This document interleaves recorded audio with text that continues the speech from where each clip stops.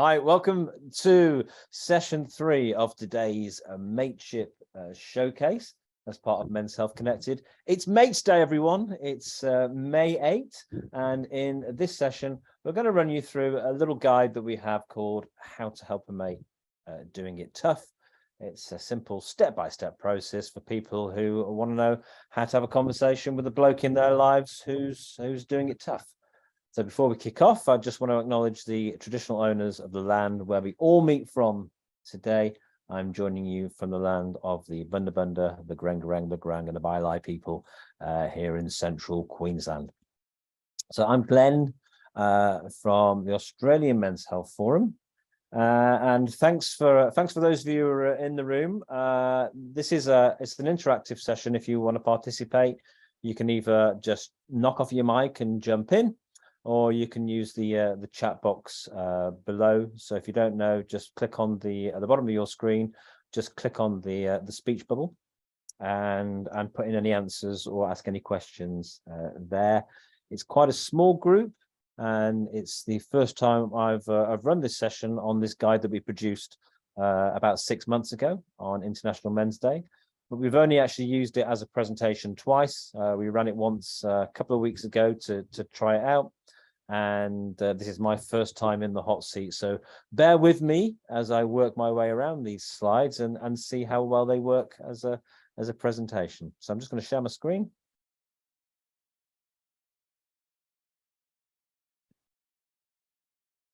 And it would help if I put the slides at the beginning. That's the first lesson to learn. Right, so this is our guide, How to Help a Mate Doing It Tough. As I said, it's something we developed last year for International Men's Day and exists as a free resource that you can download from the Australian Men's Health Forum website. We're also in the process of getting a number of booklets produced. So if you're interested in having some of the booklets for your group or your community, I'll give you details at the end on how you can get hold of some of those. So look, we're going to have a conversation. It's a fairly light touch conversation about having conversations with people when they're doing it tough.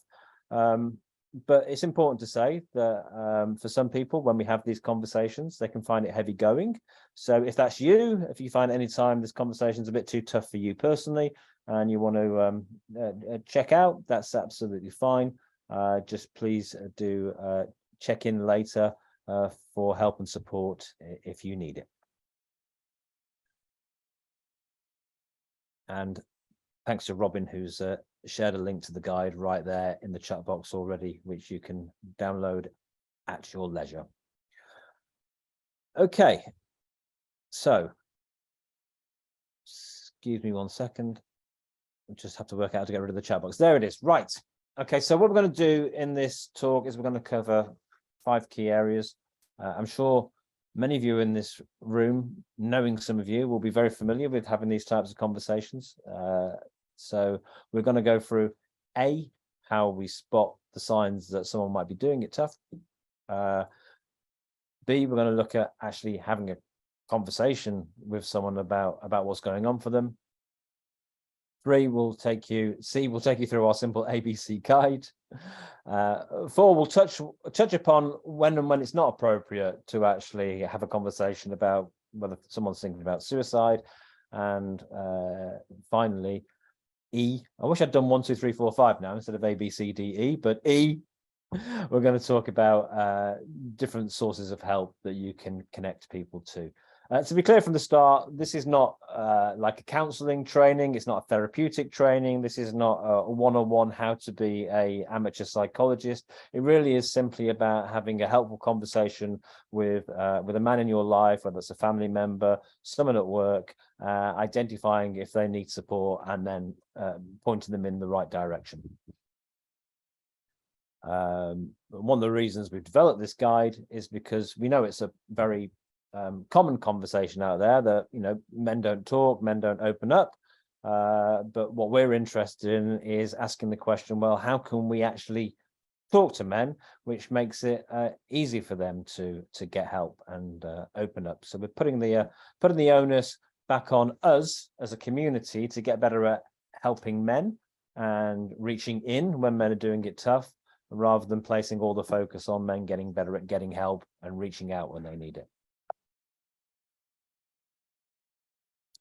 So this is where I first want to ask you, what do you think some of the signs are from your experience that a bloke might be doing it tough? What are some of the things we might see?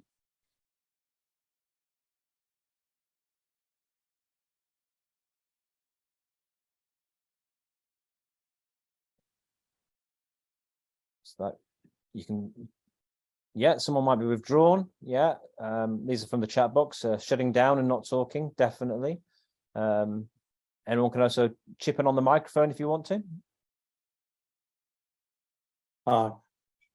I think when guys definitely withdraw and just, I don't know, put up a bit of a shield. It's a fake shield or a facade. But then the hard thing, of course, is to try and gently but lovingly, in a way, get through that shield.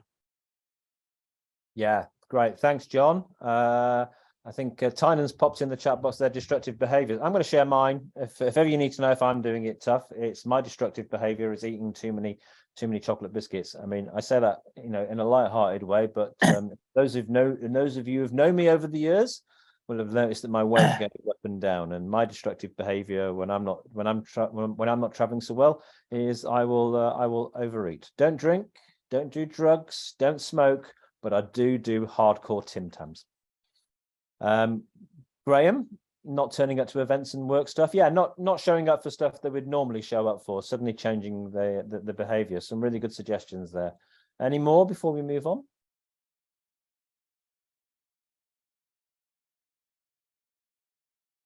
Lack of concentration and focus from Neil. Thanks, Neil. That's another good contribution. Yeah, all these are really great examples. We've got a little kind of list here. So we say basically, you'll notice that either something's happened, something's changed, or something's not right. So you know, the thing that something's happened is something like that's going on in their life that we might be aware of, like you know, trouble with the missus or the partner, money issues, or you know, work problems, facing more stress in life generally. And then something's changed. That's kind of some of the behaviors we were sort of pointing to there in the chat.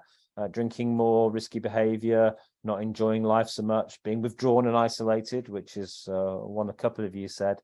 And then also something's not right. So we might notice, oh well, they're not taking such good care of themselves, or their mood's changed. They're not their usual self in some way. So there's lots of indicators that we can pick up on that someone that we know is struggling a little bit. And what we say is that if something has happened or something's changed and something's not right with a mate, then your mate actually might need help. And so what do? Well, for people who are worried about, you know, they've spotted something's not right, but they're worried about how they go about having a conversation or helping out, we come up with this simple ABC guide. We developed this in consultation with lots of groups and individuals who work with men a lot, to try and sort of really hone down how we could translate the skills that they have into a simple guide that anyone who's maybe never had a difficult conversation like this before could pick up and use as a guide. And we boiled it down to 3 simple steps: the ABC, ask and listen; B, build a plan; and then C, connect to help.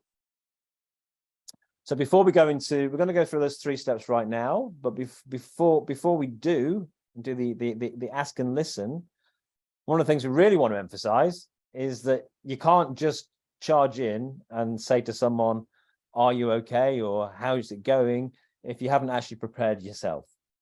Because if you're not prepared, you know the old thing, we encourage people to say, oh, are you okay? We ask it, and then someone says, no, I'm not actually. And then you go, oh, right, now what do I do? How do I deal with that? So some tips here from the people that we've spoken to. Obviously, before you go into a conversation, pick a time and place and make sure that you're in a right space to actually have that conversation. Something we've heard a lot today from all the presentations is that, you know, men often find it easier to talk shoulder to shoulder than face to face. And if you're not used to having these types of conversations, then use our guide. There's a little guide there. Have a look through it. Practice it first. Imagine how the conversation will go. Do a bit of rehearsal before you even jump in and start the conversation.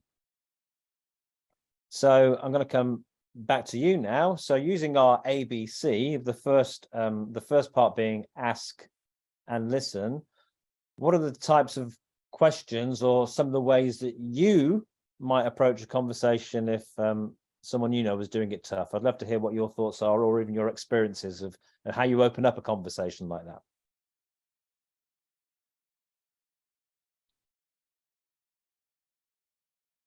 Again, you can type in the chat box or just unmute yourself and just share some of your experiences or some of your thoughts.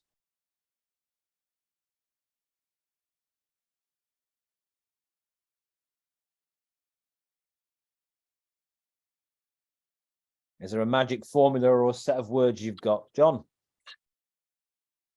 Well, I mainly deal with guys who are going through health-related issues.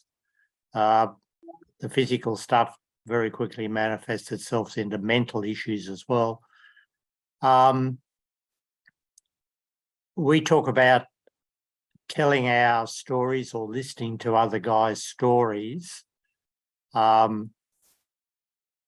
find that a guy, if I don't dive in and tell them my whole life experience sort of thing, but I'll prompt with a few things like, well, you know, I've been there, sort of done that, but just a little bit, and help them to start talking about where they are, their story. So they feel a little bit of a connection to me. I'm not just sort of some academic professional psychologist, counsellor coming in. I've been there, done that. Right, that's excellent, John. So really giving permission to tell their story and letting them know that's just really okay and a really normal conversation for you to have, and it's an equal relationship. You're sharing almost like mates, yeah. Well, it's what we were talking about, not the last one, but the first one today, is to get the conversation to go beyond. I think one guy said, "Oh, what do they go? They talk about banter, no, football and shit or something or other." But yes, yeah, it's to get the conversation beyond, above, or below that facade level of, you know, talking about the football, the weather, stuff like that. And I find if I say something just a little bit personal about myself and my journey in that particular health area, yes, they're more than likely to open up. Gotcha. So it's opening up yourself, role modeling vulnerability to make it really easy and normal for someone else to share their struggles and be vulnerable themselves. Yeah, that's the aim. Yes. Beautiful. So whilst you've been sharing that, which is brilliant, John, we've also got some comments in the chat box here. Thanks for jumping in and going first there, John. I really appreciate it. In doing it, you've given other people permission to contribute to this conversation as well. So it's kind of perfect that you've done that.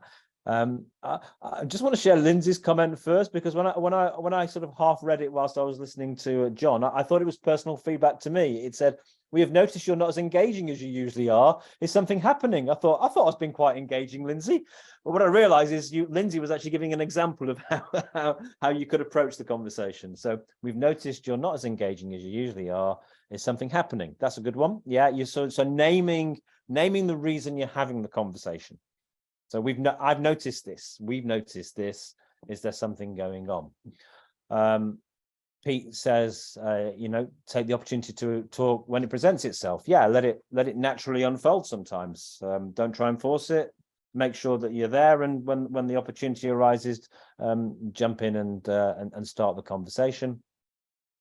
Neil gives an example of the "Are you okay?" conversation and just expands it. Not simply "Are you okay?" but "Are you okay, mate?" Again, I've noticed you've not been your normal self recently. I think these are really good examples of actually naming why you're asking and demonstrating concern. And Neil also saying, just letting you know as a follow-up, just letting you know I'm here for you if you want to chat. So another great one as well, in that, you know, for whatever reason, the person we're approaching may not want to or be able to have the conversation right in the moment when we ask, but giving them permission to have that conversation at any time in the future. I'm here for you if you want to chat, which is a really good example. And from Mel, not an answer to the question, does anyone know which session Dr. Sean Martin is speaking in today? No, that's on Thursday. There you go. We'll send you information, Mel. Good. Who says men can't multitask? Eh? Look at me go. Right, next slide. So here are some examples of some of the ways you could start the conversation. There's no magic formula, but it's good to have a few examples at hand. And some of these are very similar to what people have said already. And really, a lot of it is about naming the reason you're having the conversation. Sounds like you're doing it tough. What's going on? Tell me what's getting you down. Looks like you're struggling, mate. I'm listening. And then as the conversation unfolds, those words of encouragement to say more. So really letting the person you've asked that it's okay, not just to give you a sentence answer, but really to say more. I'm listening, keep going, tell me more about that. How is that for you? Lots of extra, just little encouraging little phrases we can use to keep the conversation flowing. So really, that's the start of it. And if we do nothing else other than ask and really listen like a pro, really hear what the bloke has to say, that in itself is a massive help. Just giving someone permission to get whatever's going on for them off their chest is massively helpful. And if you do nothing else, you've already made a difference for that bloke. But often we can be we can not go into these conversations. Actually, let me ask you, what might prevent you or people asking that conversation in the first place? And it's always interesting to know what the sort of the barriers are or why people are hesitant. So anyone got any sort of like thoughts, either your own hesitation or hesitation that you've been aware of in other people?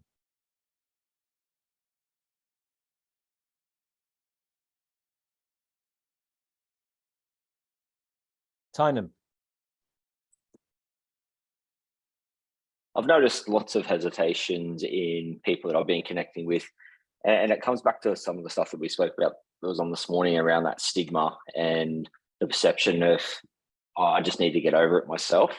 But for me personally, it's that whole thing, like, I won't speak up until I've had a good crack at doing it myself. And I'm aware of that. Like, it's in my self-care plan within my workplace, where I basically say, look, I'm going to have probably 2 or 3 days where I'm just going to be silent, and that's okay. That's just me going through my process. And I know it's not the best way to do it, but I don't know. I think also giving people that self-empowerment, like letting them have a little bit of ownership around it, but then also juggling that between when do you step in and actually put a little bit more emphasis on your support towards them. Yeah, that's a great observation, Tynan, and a great one here from Lindsay as well. Lindsay, do you want to share that personally? I think there's more to say about this if you're able to take your mic off and share that. So I can't see you if you're there. There you go. Just need to knock your mic off. There it is. Well, try again. You've put it back on. Yes, now. Okay. Yes. The issue for me was, if I start this conversation and you start telling me about your troubles and I start to take responsibility for your problems. Yes. And I see myself as being involved in this problem, I lose objectivity and I actually become codependent with you in this problem. And it becomes my problem as well as yours. And we both fall into a heap together. That's really a really great point, really well articulated, Lindsay. And I think that's, I don't think everyone would necessarily say it with such wisdom as you've said it, but I think that's definitely a concern for a lot of people. And it's perfectly okay to sort of like really ask yourself, am I up for having this conversation? because actually, if you're not up for the conversation, really don't start it. But maybe share your concern with someone else. It would be my tip there. Don't try to avoid thinking, that bloke's struggling. I should ask him if he's doing okay, but I'm not up for it. I'll leave it. It's like, the ideal is to be able to say, look, I really, I'm okay. I don't feel up for it, but maybe I should mention it to someone else and see if we can find someone who can have a chat with him. Yep. Yeah, good. And I think it's a perfectly good reservation to have, and you really should question, am I up for this conversation? Yeah. And I suppose then on the encouragement side is to say, we don't have to resolve. We're not responsible for resolving the problem. What we're taking responsibility for is to listen and hear in this conversation what's going on. Yes. And then what we're looking to do, moving on to the next point, is we're looking then to identify some kind of action that we can take. So one of the reasons we don't go into this conversation, or this conversation can go wrong, is because we really focus on having to solve the problem or fix things for him. And it's a thing that, blokes are stereotypically known to do, to try and we are solution focused and we try and fix things. So a big piece of encouragement in the first instant is to say, it's okay, you don't have to fix anything. You just have to listen. And at the same time, at some point, blokes are generally want to take action. For some, just to have a chat and then go, do you know what? It's not fixed it for me, but just having a chat about it has made me feel a lot better. I really appreciate that. That can be enough. But in a lot of cases, men want to find an action they can take. And so that's why we say that step B of our model is to think about building a plan. Now, just to finish off on step A, just to remind you, we've probably covered most of this, but there's a reason that you want him to talk. So make sure you name it when you ask questions. Remember to ask open questions that encourage more than just a yes or no answer. Are you okay? Yes, no. That's a closed question. What's going on for you? More of an open question. And like we've said already, listen like a pro, don't judge or jump in and try and fix. But at some point, we're going to want to start thinking about building a plan. Not a plan for the rest of their life, not even a plan for the next few months, just a plan in terms of what he might do next. So how might we go about getting the bloke to think about what he can do next? Any thoughts there? Any examples you've got from experience? Again, you can jump in and just share, or you can drop some suggestions down into the chat box. So if we're thinking of him taking action, how do we get him to think about taking action? What might we do? What might we say?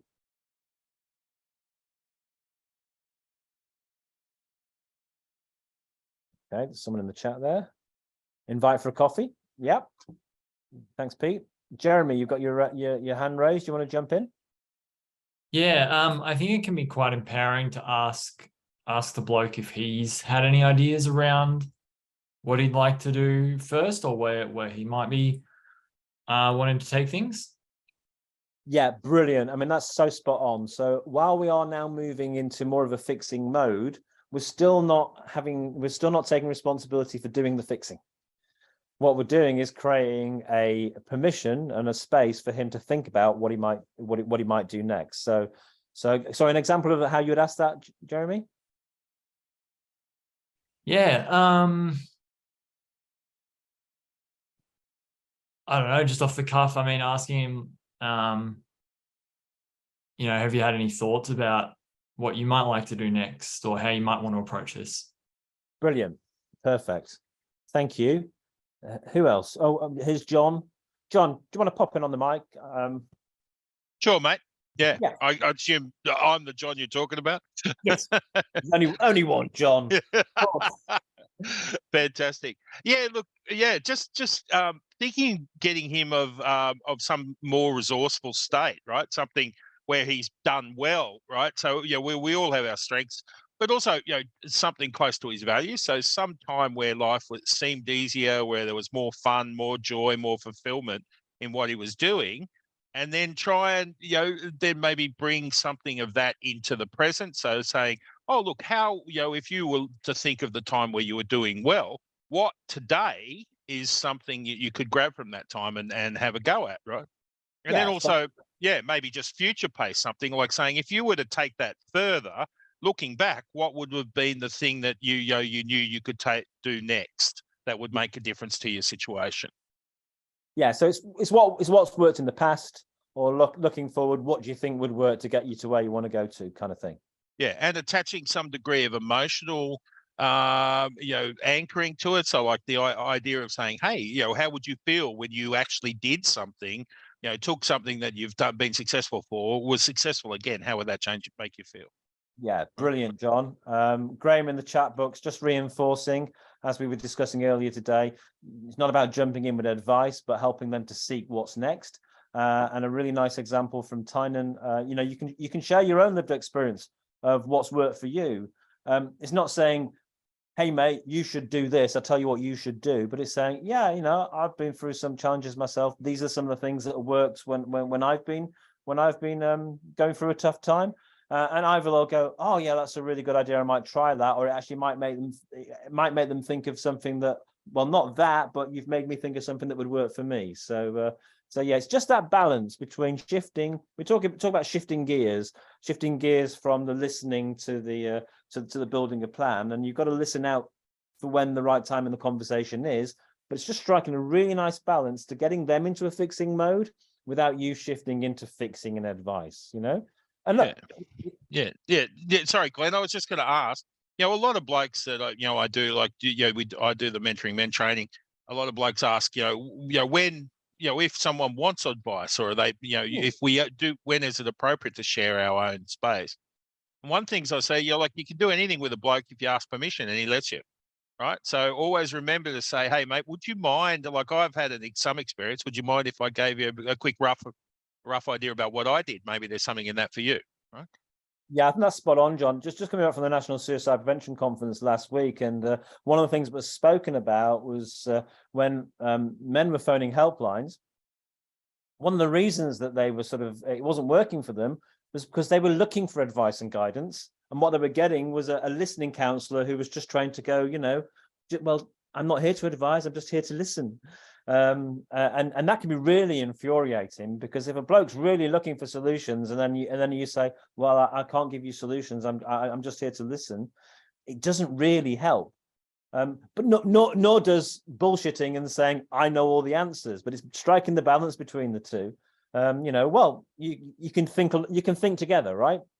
So it's like, well, I'm not sure. Well, maybe you could try this, or I do know another bloke who went through something similar and he said this worked, or this is what worked for me.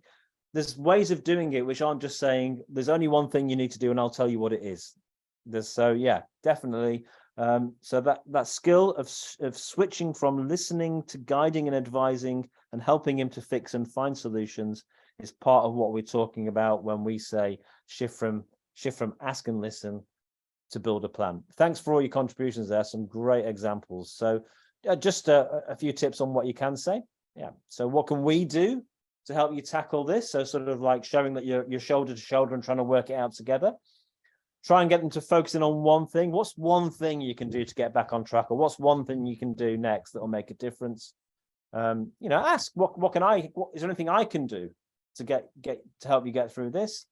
And what's worked in the past when you've been struggling, something we've mentioned already. Okay, so we've done the A and the B, the build a plan. Just a couple of tips. Yeah, so as I said already, listening out, when do you shift gear from asking what's up to asking what's now?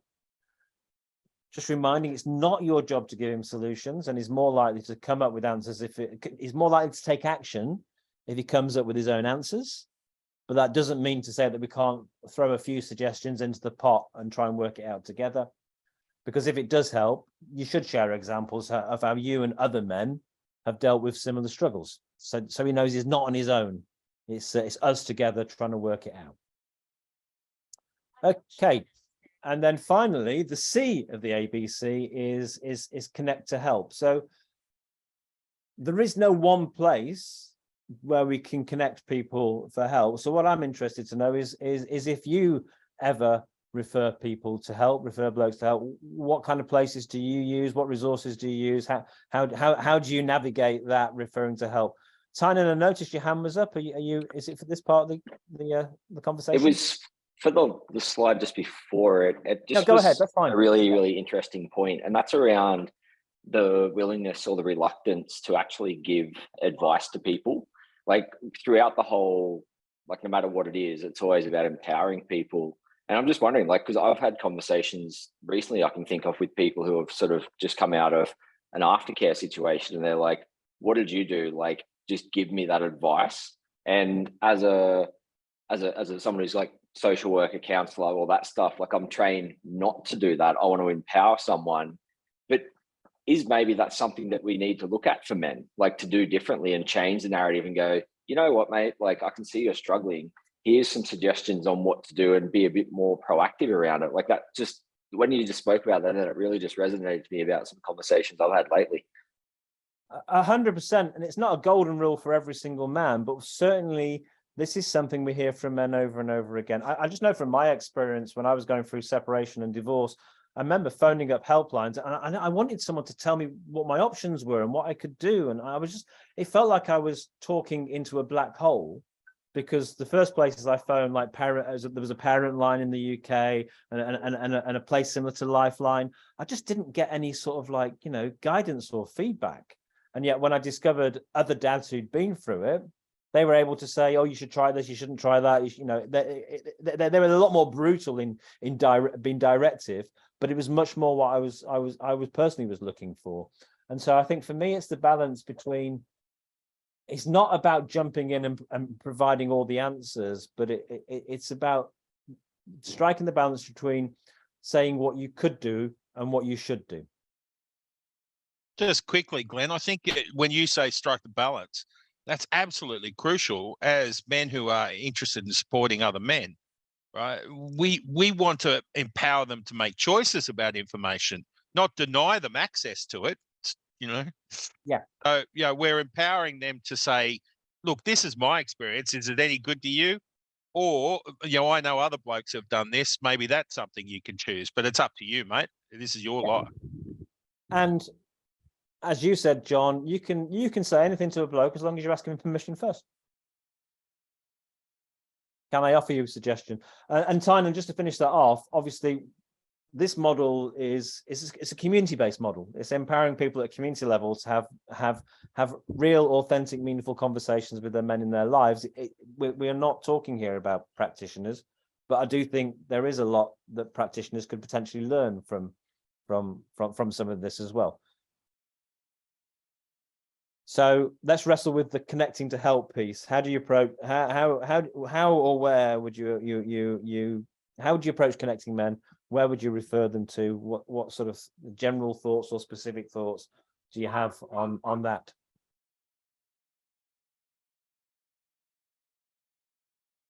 Well done, John. The Doing It Tough webpage. Yes. So for those who don't know, Doing It Tough is a New South Wales website developed by the Australian Men's Health Forum with Suicide Prevention Australia, and it has got about 150 services on there. So that's a really nice example. Whilst it's New South Wales, a lot of the services will be nationwide, and it's a range of services from community-based right up to sort of clinical. So it's a nice example of like, there's a whole range of things you could try, have a look, see what works for you. What else? Any other experiences of the people have had of Graham? You've got your hand raised. Do you want to jump in? Yeah, I was just going to say, as part of a prostate cancer support group, I guess people have already come to that for a purpose, and so you're there and can talk about it. But it's always a good thing when that conversation comes up to just sort of say, well, I'm part of a group. Can I refer you, or see if there's one more local to you? Yeah, brilliant. And it's like, it's one of the tools in our toolbox if we're going to be out there as what's called a gatekeeper, looking out for blokes in our community, is to build up our own knowledge of the different groups that are out there, because there's never going to be a one size fits all. There's never going to be one group that will help all blokes. and also there's never going to be one group that's going to be perfect for a bloke at every stage of his life. Different men might want different groups at different times. You know, just looking at the different groups that are presented today, at some point, just being connected to a man walk, or a group like Solid Men doing exercise, or going off and having an experience like the Inner Man Adventure might be perfect. But at another time, someone might really need that one-to-one support of an ongoing mentor, like mentoring men, or just that sort of deeper, more structured ongoing support of something like the men's table. Or they might actually need to get into something a bit more sort of crisis focus or medical focus, like some one-to-one therapy or a crisis helpline. So good to understand what the different supports out there are, and how they work for different men at different times. Just aware of sort of the time, so I'm just going to just push forward here a little bit.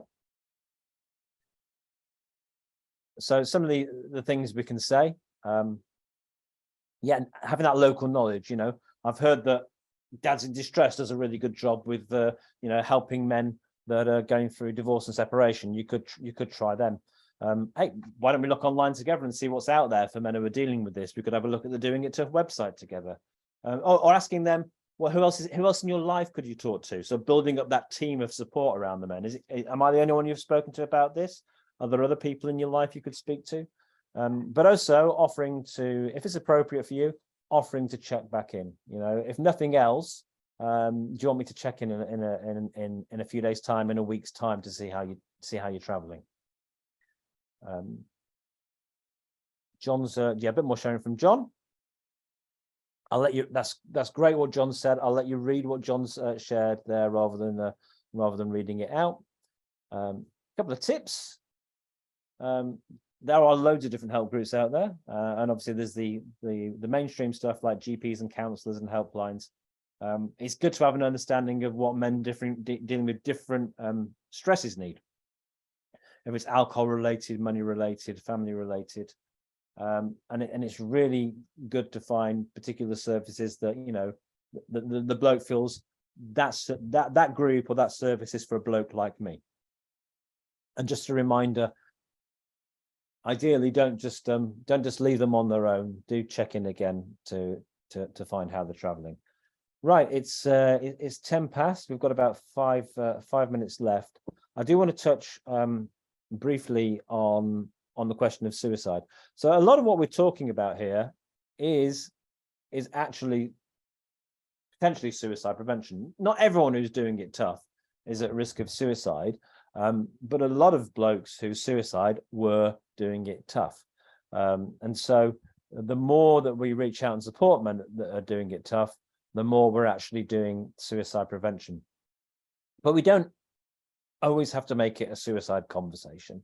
There's a lot of training out there which is very focused on making sure you ask them, you know, are you thinking of suicide? We need to know, are you thinking of suicide? And making that the priority.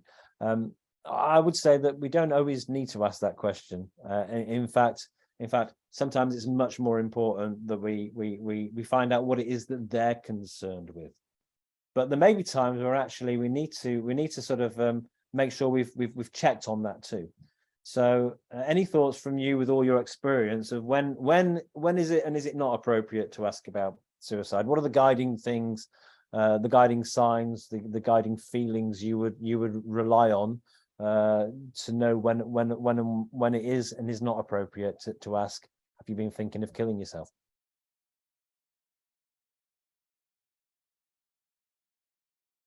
And I'm sorry, I've not got my screen up at the moment, so I can't see if you're raising your hand. So just jump in if you want to.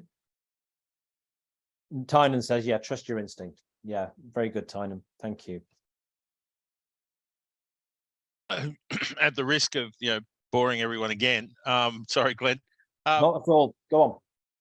So like what I'm looking for, you know, is 4 things, right? The first one is the language of suicide, and it's not about suicide because that's not why people, you know, take the next step. It's about pain. So it's the language of pain and depressive thinking. So despair and pain. So what is the language? Helpless, hopeless, and worthless. anytime anyone says they're not worth it, they don't have anyone that they can call on, and there's no future for them, any of those things, we have to ask, right? The next thing, so those three things, and the next thing is you'll see them buzzing, right? You'll see them in there. And I think we need to start trusting, like Tynan said, trust our instincts. I think we'll intuitively know that they're in a situation. And I would just remind everyone, you're never, ever going to hurt anyone by asking them if they need ask them directly. You're never going to hurt anyone. They may be taken aback, but in my experience, they're actually relieved when they can say no. Yeah, indeed. Or when they're able to say, actually, it has crossed my mind, but it's not on the radar at the moment. But thanks for asking. Yeah, in the context of a very authentic, open question, is actually a really appropriate question to ask. And when you've got rapport, it's just another question. How have you been going? What can you do to sort this out? Do you want me to check in on you next week? Oh, by the way, just checking, have you been thinking of suicide through all of this? I always just frame the question in a certain way, and I teach this guys, just make it easy for me. This is what worked for me. Was I always tell them why I'm asking the question. So I'm just hearing something you said that is just giving me a concern. Then I tell them what my motivation is. Mate, I really care for you. Like I would, it would just be terrible if if I knew that you were you needed something from me and I didn't give it to you. And the third one is then just make it pointy, right? Saying, oh, so for those reasons, are you thinking of killing yourself? Yeah, beautiful. My one is something along the lines of, it's really not unusual for blokes that are dealing with all this stuff you've told me about to think about killing themselves. Have you thought about suicide? So I'm making it normal by saying it's actually quite normal for a guy struggling with all the stuff that you're struggling with to you're thinking of killing yourself, and that's why I'm asking you. And exactly like you say, John, I'm asking because I care. That's because I care. And as Tynan's pointed out in the chat box, to be honest, he says it's okay if you ask someone and they're not thinking of it. It's actually a sign that you are really valued if someone asks that question, which I think is a really great point. Right, we will move on. So yeah, I think your example of how you approach it, John, is really good. It's a question to practice if you are going to ask it of people and you've never asked it before. But yeah, here's a really simple formula. Men doing it tough sometimes think of suicide. Have you been thinking of killing yourself? Not a question you have to ask all the time, but trust your instinct. If you think that might be at play here, it's a really important question to ask, because then together you can do something about it. So we've talked about various supports are out there, but here are the basic ones in case you're not aware: the Lifeline, the Suicide Callback Service, the Men's Line, and as John mentioned, Doing It Tough. And it's useful to have those numbers on hand. Sometimes you also include emergency services there, because if life is at risk and you think someone is going to is in immediate danger of taking their lives, then emergency services are often the right people to call as well. But it's also useful to have access to these types of services, because if there's someone in your life who's doing it tough and you think that suicide might be on the table and you don't know how to approach it, then calling one of these numbers and asking for advice is something that you can also do. Right, we've come to the end of the presentation, but before we wrap up, any questions or comments you want to add? Just a couple from the chat box here. Jeremy, we can pay attention to men's moods and emotions over time too, as we keep checking in. Yeah, that's right. My understanding is often when someone has a plan to take their life, their mood can unexpectedly lift. Yeah, that's true, because the future they're looking into, they have no more problems in the future at that point, because they've come to the decision that they're going to end their lives. So there's this moment of often a moment of high emotion and or complete peace prior to doing it. Dominica, will you share the slides of this presentation with us? Not available at the moment, but we will share a link to the brochure. We're just still fine-tuning the presentation, but stay in touch, Dominica, because at some point we would love to get this presentation out there. Thank you, Lindsay. The ABC plan is easy to remember when feeling under pressure. That was the idea, to make it as simple as possible. So you can download a guide here. If you've got a smartphone, use the QR code. I think Robin also posted a link to download it earlier. But also, if you actually want physical copies of the guide, get in touch.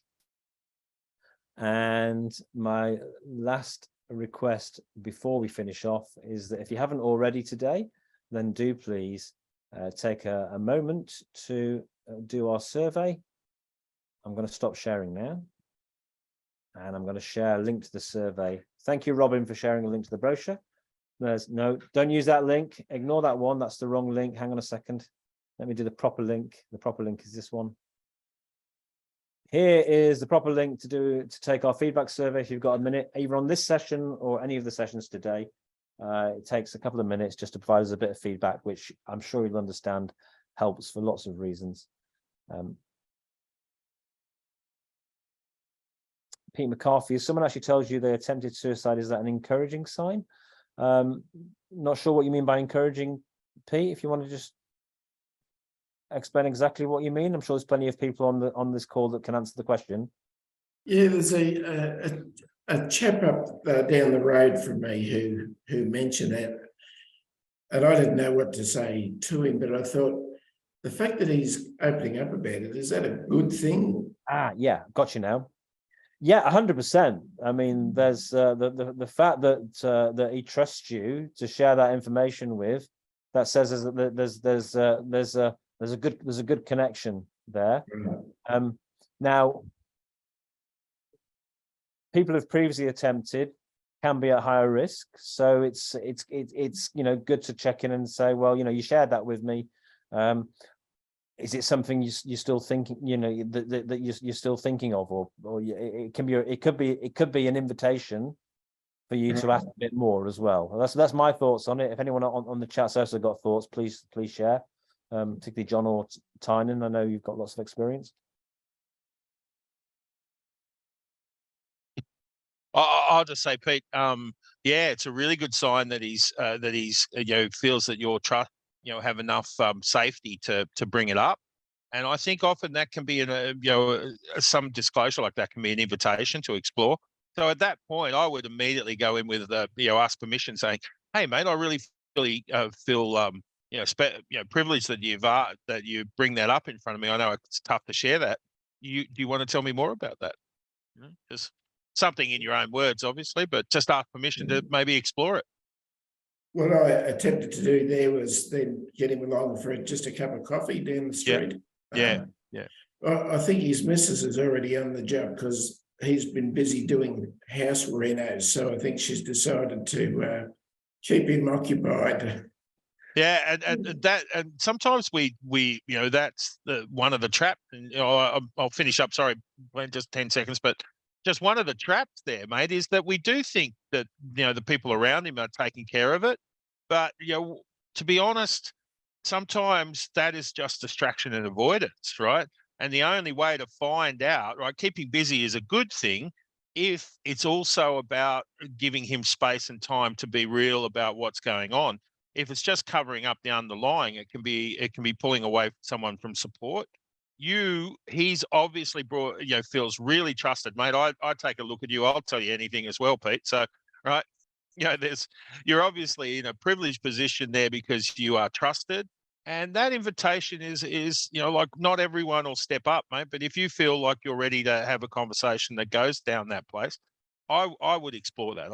I'd say, look, mate, I'm happy to talk. You got time for a coffee or even over the fence? I'm happy to do it as long as I don't damage him. You can, mate. There's nothing you can do, and this is research, not me, right? This is research, right? The research says there's nothing anyone on this call can say to another bloke that makes him do something that we should be worried about. He wouldn't otherwise have done. Yeah, men have the power to choose, mate. If I told you to to go steal a car, are you going to do it? Nah, right? I'm not that good at spooky hypnotist stuff. Thanks, John. Though now you mention it, you've got a perfect look for a spooky hypnotist if you fancy a second career. I will look into your eyes. Yeah, great. Okay, anyone? We're going to wrap up. But if anyone's got anything else they want to share or chip in, you're very welcome to. It's a lovely small group, so love to hear from you if you've got anything else you want to share. The other thing I'll share, Glenn, is that I brought some of these back from Tasmania just for personal, and I shared it with across the road. There's some occupational therapists who deal a lot with men, and as a resource, just to show them that she's been going to your website to look at it, but it really just highlighted for them how to have a conversation, which they honestly, she said they were struggling to do with men. So yeah, I just wanted to give you that feedback and say that, yeah, job well done. She was happy. That's fantastic to hear. And yeah, it's, I really must acknowledge the sector for that, because yeah, we've produced it, but we've pulled together knowledge from the sector, people like John, people like yourself, people like the other John, people in this conversation who are actually out there talking to blokes all the time and have shared this knowledge and experience with us. But thank you. That's great to hear. And yeah, if you want some of them, anyone, just get in touch. We're about to do a big print run, and we'll have some freely available. So if you think they're useful to share with people, with the blokes in your groups, or like to other professionals who like Tynan has, this little simple guide can, even for professionals who've done lots and lots of training in their area of health, might not have the skills to have a chat with men. So it's a good resource to help sort of improve and change things, we hope. Thank you, Tynan. And just the other thing, Peter, if you wanted to connect, John Millam and myself would be happy to catch up and support you, like in terms of you having a conversation with your mate. So yeah, I'll put my email in the chat if you'd like. That's great. Thank you, Tynan. Thanks, John, and thanks, Pete. Thanks, Jeremy. Thanks for your feedback. It's been very helpful. Yeah. Okay, I'm just going to ease off now. Anyone wants to jump in and say anything else before we close down? We're back at 2 with 2 great talks, but I know I need to move my body and get some food.